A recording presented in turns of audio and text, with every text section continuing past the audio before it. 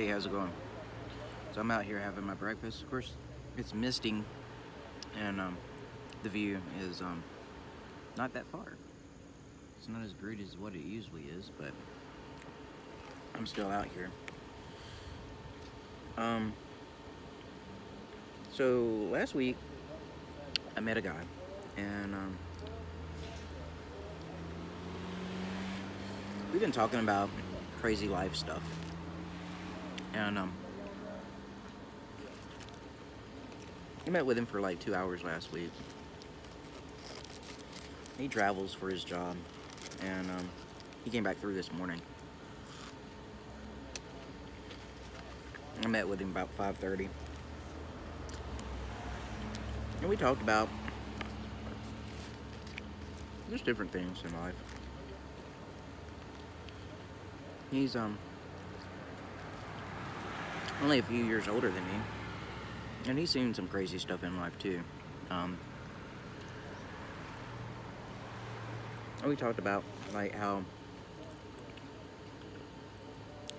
people disappoint you and stuff, and how you got to get rid of toxic people in your life. And he made a point that because we were talking, and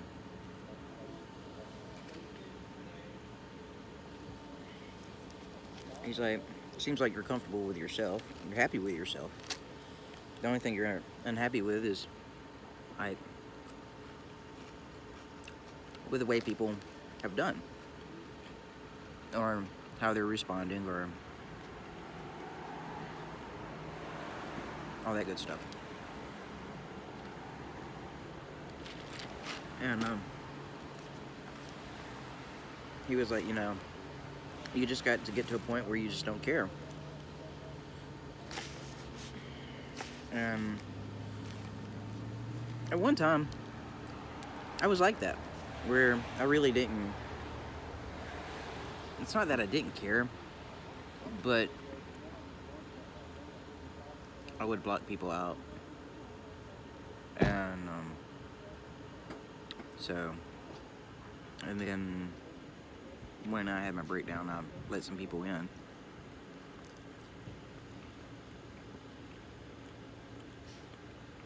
I don't regret it. Um, Learning lessons, learning life, and sometimes you have to lose things to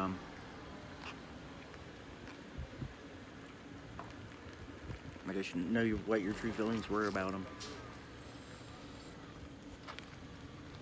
Um, Feelings. I hate feelings.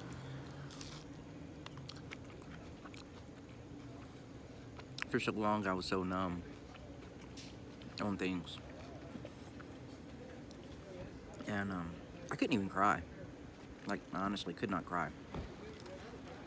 And lately, I've been crying on some certain things. My therapist says it's a good thing because she wasn't quite sure if I could feel. Um, I've never really grieved things. I always try to analyze shit that I do from a third party stance, try to just step back and look. I need a haircut because this hair right here. But anyways, I've been up a while.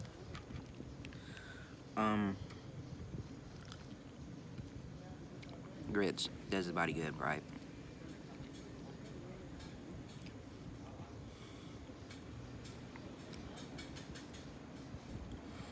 So this is my new mask. I took it down so I don't forget it whenever I go in places. Otherwise, I'll forget it. Feels like a turtleneck. Anyways, I tried to avoid and dodge things all the time. I sometimes overwork, overdo. I'll over volunteer just to dodge things, including my feelings. And first thing is acknowledging it, and I'm acknowledging it, and I'm working on it. When you're a kid and you've been abused, physically, mentally, sexually, all the above,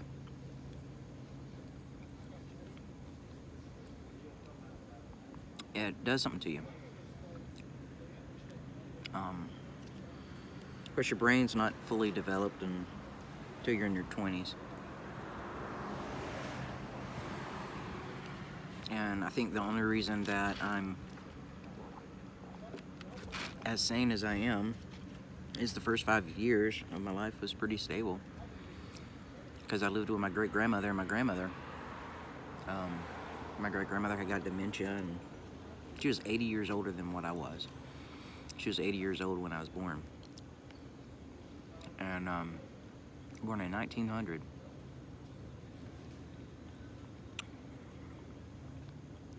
I was mainly her eyes.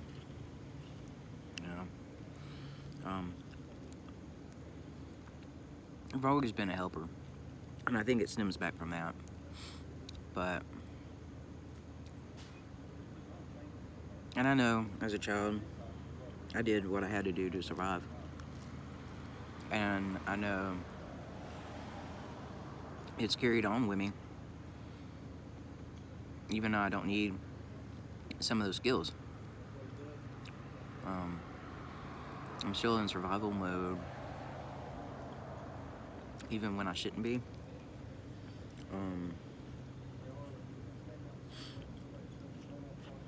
And I always feel like I have to be in some kind of control. That's why I've never played with drugs or gotten drunk, really. July 4th was probably the drunkest I've ever been, but I didn't get like drunk, but I got a little intoxicated. Not too bad for being 40 years old.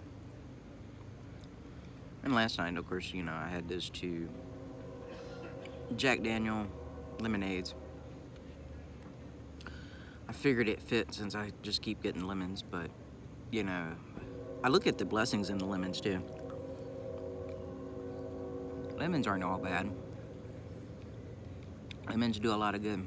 They smell good. They taste good with sugar and stuff added.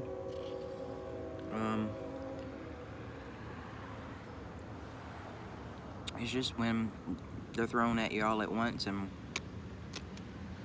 there's nothing to mix in with it.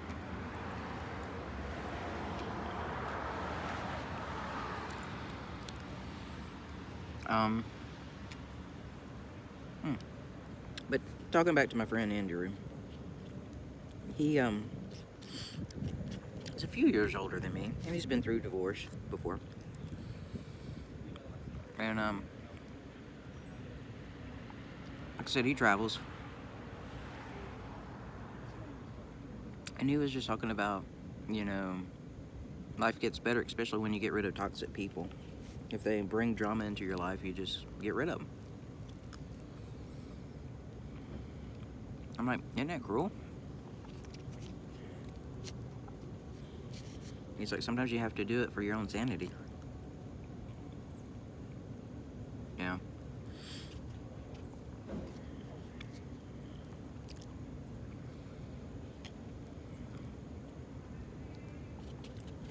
There's things I want to do, places I want to go with my life.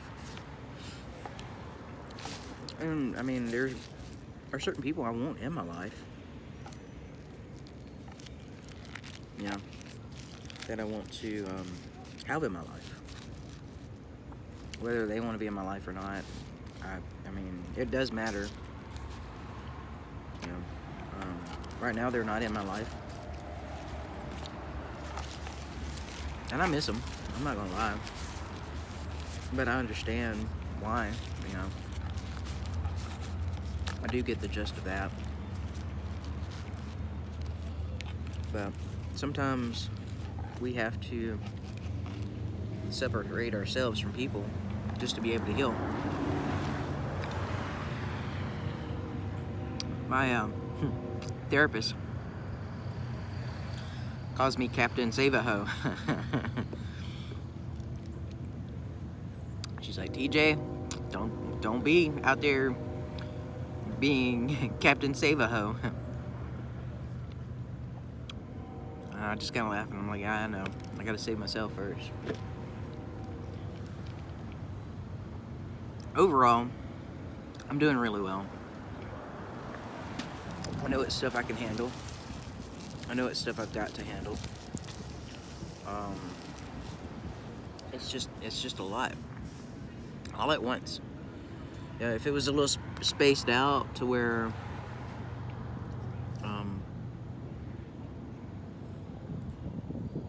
if it was just spaced out just a little bit, I would be doing good. But it's all at once, and I'm taking it as it comes. Taking it day by day. That's all I can do. So this right here is called Lover's Leap. It's right outside of Tip Top Grill. It's one of my favorite places to eat, especially when you can see and it's not foggy and misty and all that stuff. But back to Andrew, we were talking about how you just gotta take it day by day, and whatever life hands you, just take it as is. I've been learning a lot. Just in the last 3 years I've been away from AT&T. When I was at AT&T, literally my life was Deborah and AT&T. And then, you know, there were bouts of taking care of my dad when he was dying, watching my aunt die. And then my dad's sister died. Like, it was just all back to back. I had 3 people to die just within less than a year. It was like October 3rd, my dad died, then his sister died in May, and then my aunt died June the 15th. So from October 3rd to June 15th of 2015, 2016, I had that to happen. And then 2017, Deb was wanting OD with the dogs. And it was my breaking point. That was honestly my breaking point. Every time I turned around, I just kept wondering if I was going to walk in and find her and the dogs dead. And I really don't talk about this a lot. It's not really telling her business, it's telling my business. Because it had a great effect on me. And then, you know, in my head, in my thinking, it was, I would rather for somebody to find me dead than me find somebody else dead. That's what my thinking was at the time. And then I felt stuck. That's been my biggest problem, is whenever I feel stuck. And I don't really talk in depth about things. A lot of people think that they know me, and they know everything about me, but they really don't. Even my best friends don't even really know everything. One of them, I was talking about some stuff, and he was like, "Are you holding back from me?" And I'm like, "I guess I have been." Hold back from a therapist every time I turn around. She's like, no, we're not steering over this conversation. We're going back to it. And I'm like, shit. So, back to Captain Save-A-Ho.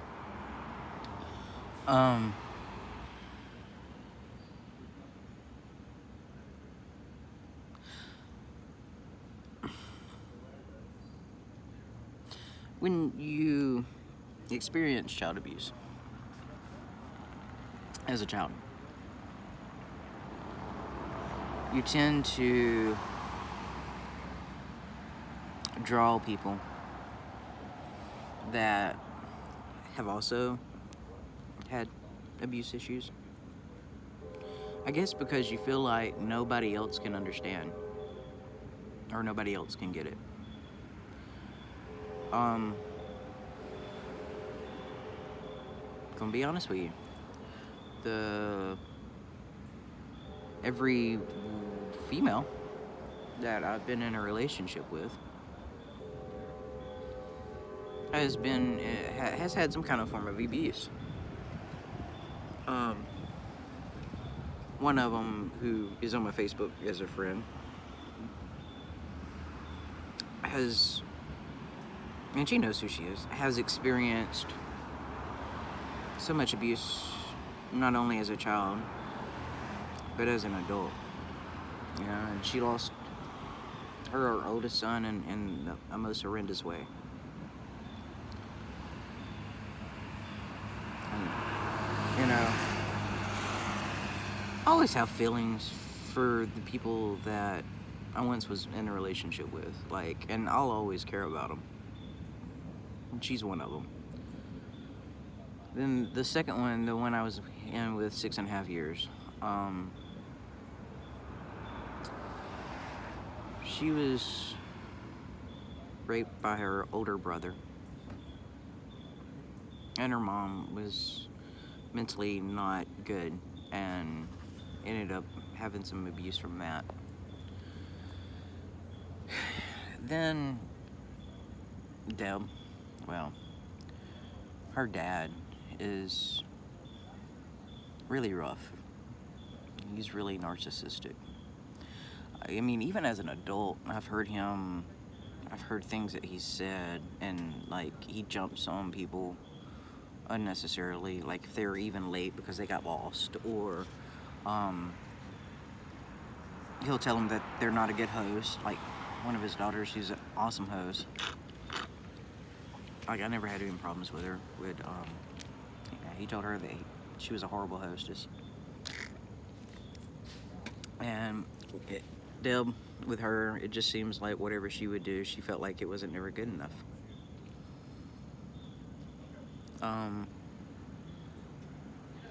And that right there is a form of mental abuse.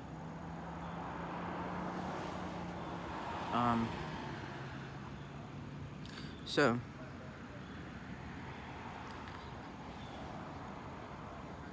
and then I've got friends that have experienced child abuse, or abuse as an adult, or both. And some of them will be like, oh, it wasn't that bad, when it was. And you can tell it was, just by things. I remember being in the hospital, and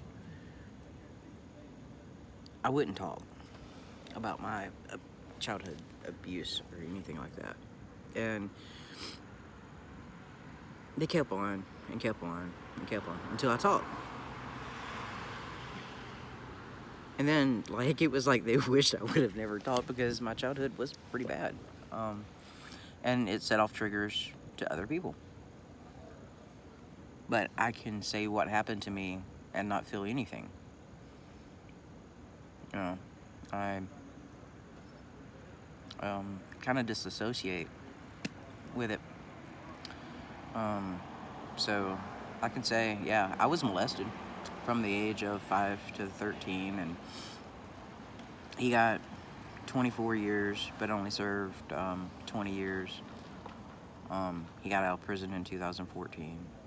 He shot at me and my mom a couple times. He beat us. And there's a lot of stuff I can go in, but it can cause triggers for other people. And it's just so easy for me to say it and not feel anything. Like, I absolutely feel nothing whenever I say it. It happened. It sucked that it happened. But, you know, and it causes triggers sometimes on things. But, you know, I just try to deal with things logically and not feel. And I started feeling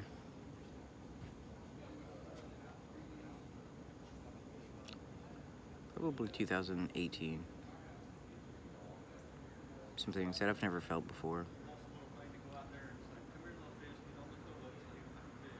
And I always did stuff to avoid feeling.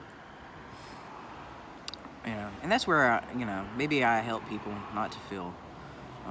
Maybe that's part of it, but I also feel like I'm helping people because that's what I'm called to do. Um,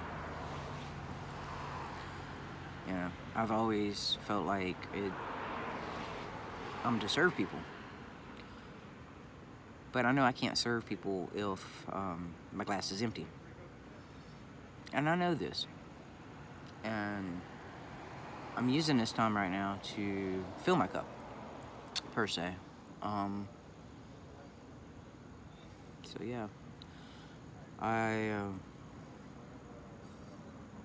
while I'm working on the house, it's difficult. It is. And I'm trying to do it alone. I've had a couple of people to offer to help, but it's like I can't bring nobody into that right now. Maybe whenever I start moving my stuff out of storage into somewhere else, like wherever I'm moving to, I'll need help then. But until then, I've got to buckle down and deal with the house because I'm healing a lot of past, and I'm working on it while I'm doing that. There's some areas in the house that I'm very antsy on working because I know what it entails. But I'm hoping to be done by Monday. The days just keep adding on and on and on. And it's hard when you're depressed and your house gets to be kind of crazy and you it's not a hoarding situation, but it's just, life piles up because it stopped.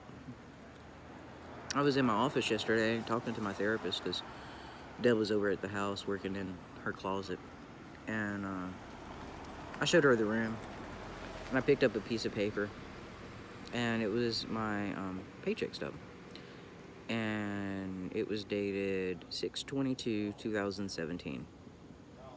Nothing had been added to that room since then, other than a couple of little pieces of artwork, but that was about it. And so it was like a time capsule, and going through it is somewhat painful, because it makes me realize how my life did stop. And while I was talking to my therapist, I was like, how did I let things get like this? Why did I let things get like this? Because I had never been like that before. And she was like, you can't, self-blame. What happened, and you did what you had to survive. There we go again. I was in survival mode, and I did what I had to do to survive, just kind of like my childhood. And it's a lot to process. Yeah. The only reason I'm videoing this is because I know other people are going through some of the same stuff. There's been times that I've felt alone in these situations. And I know I'm not alone. I know it. If you had childhood hurts that you haven't healed, try to work through them. You got to go through them to get to the other side. Don't say that you're healed and you're not actually healed. Make sure you're healed, because for so long I thought I was okay, and then it just came and slapped me in the face over and over again. It's hard. It really is. But it is what it is. You can't just heal in a day or two or in a week. It takes a while. I was reading somewhere where it takes 90 days. So I'm hoping to be healed by October 10th of 2020. I don't know why, but that date just keeps coming up to me. 10/10/2020. So I don't know what's coming on that day, but something's gonna happen that day. But anyways, I hope you get something out of this. Take time for yourself. It helps. And have a good day.